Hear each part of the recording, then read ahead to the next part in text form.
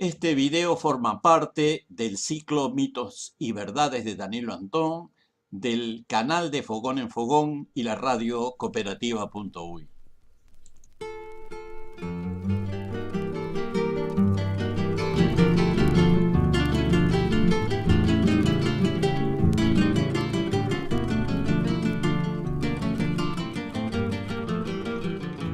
Esta conversación, que es la primera parte de un ciclo sobre la República Oriental del Uruguay, trataré de resumir la historia de este país de América del Sur en unos 20 minutos, comenzando por una síntesis de los principales acontecimientos desde el comienzo de los tiempos humanos a la recuperación del sistema democrático en 1985.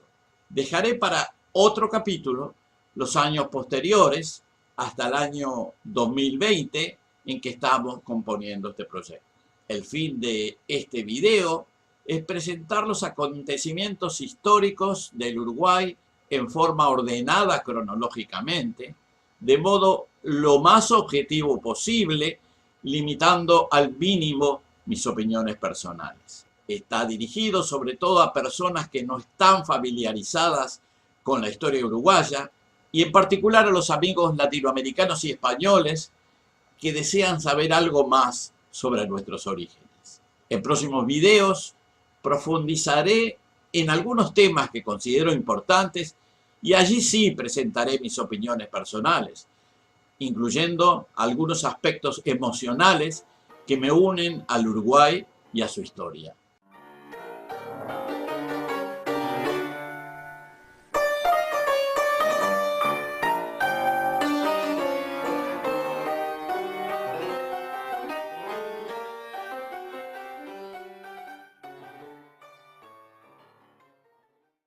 En los tiempos anteriores a la irrupción de las potencias europeas en el continente americano, el territorio que actualmente ocupa la República Oriental del Uruguay estaba habitado por varias naciones indígenas cuya autodesignación desconocemos, pero que en tiempos posteriores fueron denominados charrúas, minuanes o guenoas, boanes, yaros,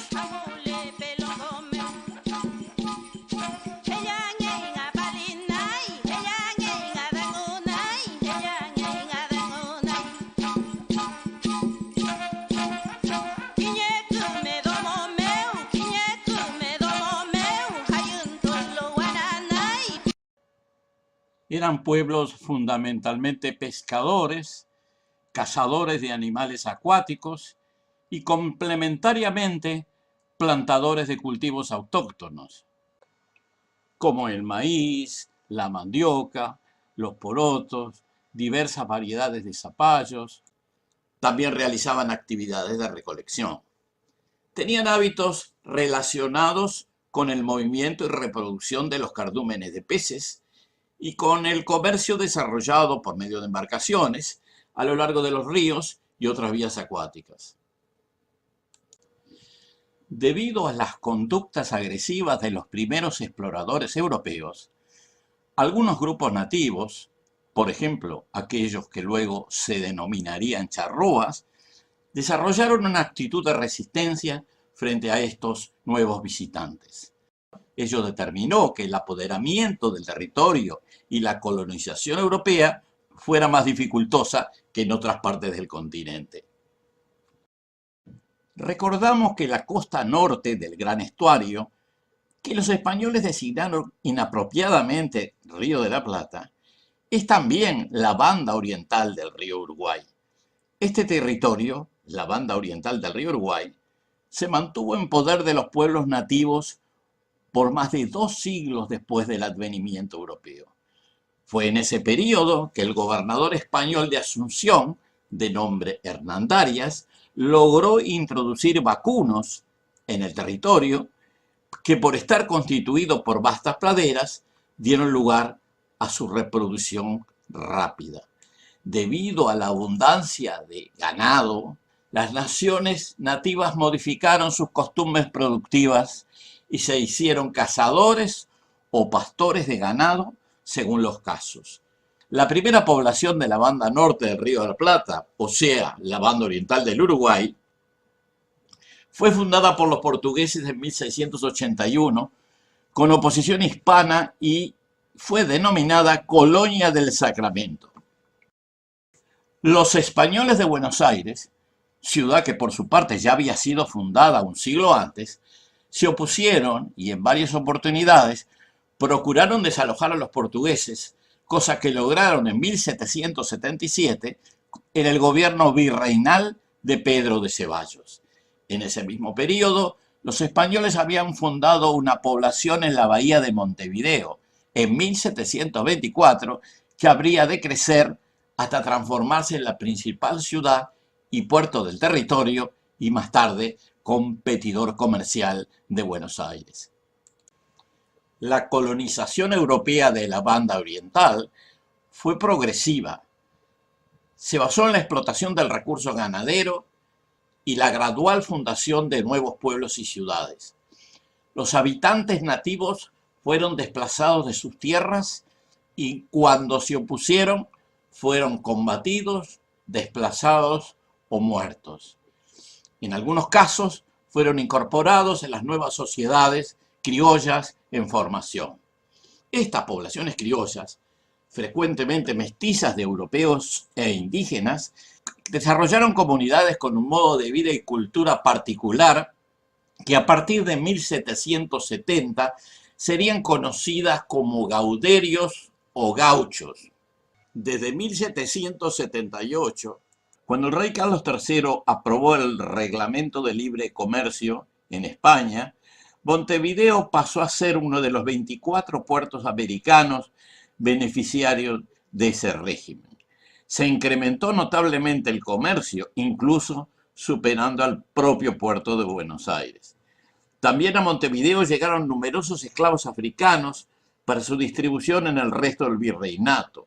Un número importante de esos esclavos permanecieron en Montevideo o en el resto de la banda oriental, y tanto ellos como sus descendientes se incorporaron a las sociedades criollas, imprimiéndole rasgos culturales que habrían de durar hasta nuestros días.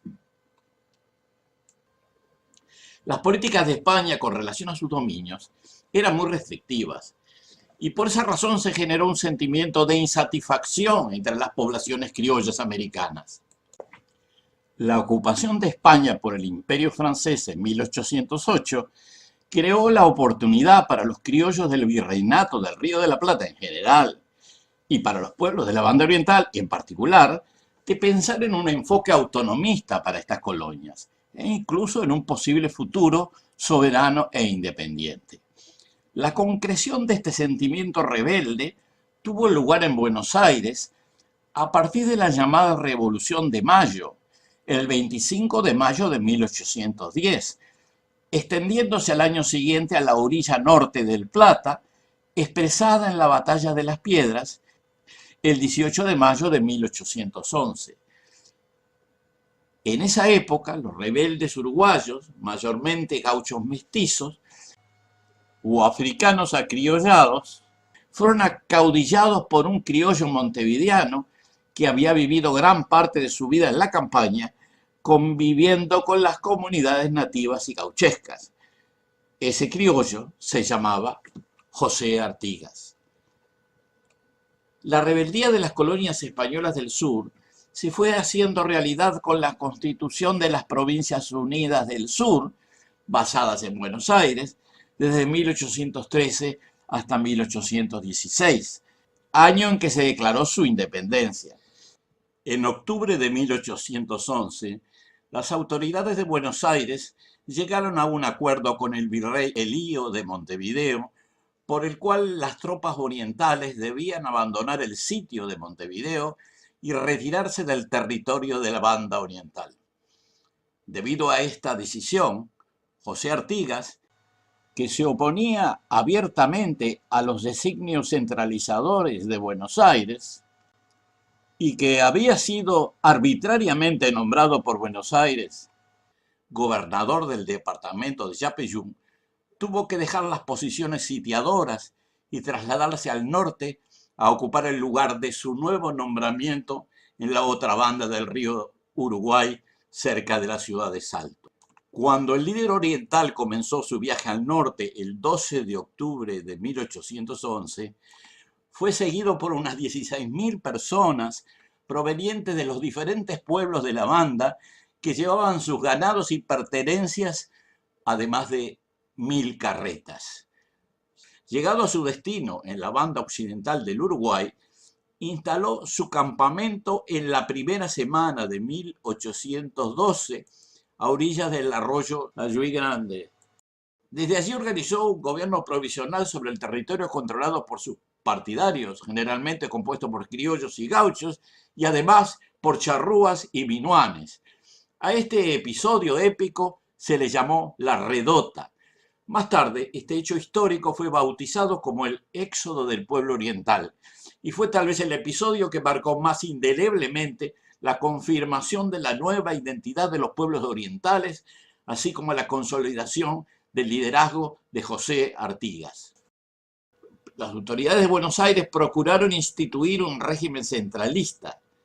José Artigas, que se había convertido en líder de las poblaciones de la banda oriental y las provincias litorales, se opuso proclamando una ideología federal y popular, dando lugar a la formación de la Liga Federal de los Pueblos Libres, centrada en el campamento de purificación a orillas del río Uruguay en 1815.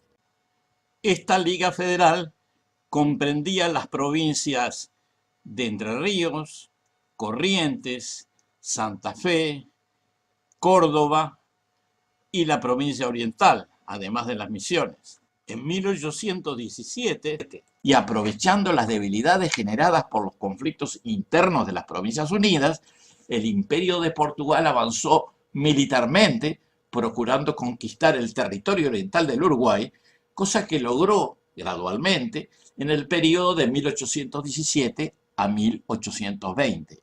En este último año, las fuerzas artiguistas fueron derrotadas y el caudillo se vio obligado a exilarse en Paraguay.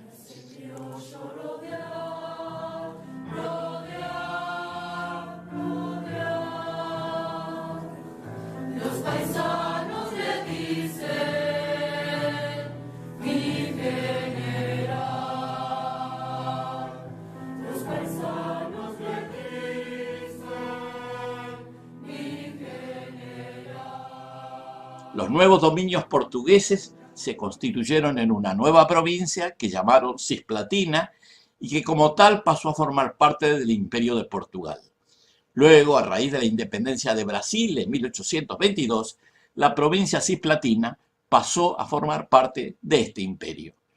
La población oriental no estuvo conforme con esta incorporación y a partir de 1825 se generó una rebelión iniciada por algunos antiguos jefes orientales artiguistas, principalmente Juan Antonio Lavalleja y Manuel Oribe, que se habían retirado a Buenos Aires y que regresaron cruzando el Río de la Plata con el fin de organizar la liberación de su territorio. Se la conoce habitualmente como la Cruzada de los 33 Orientales.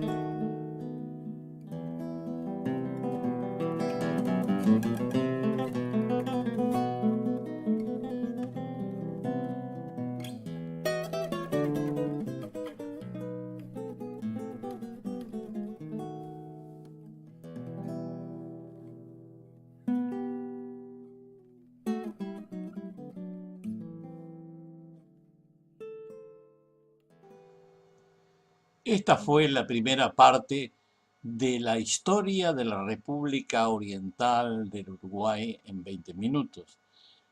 La segunda parte la presentaremos a la brevedad.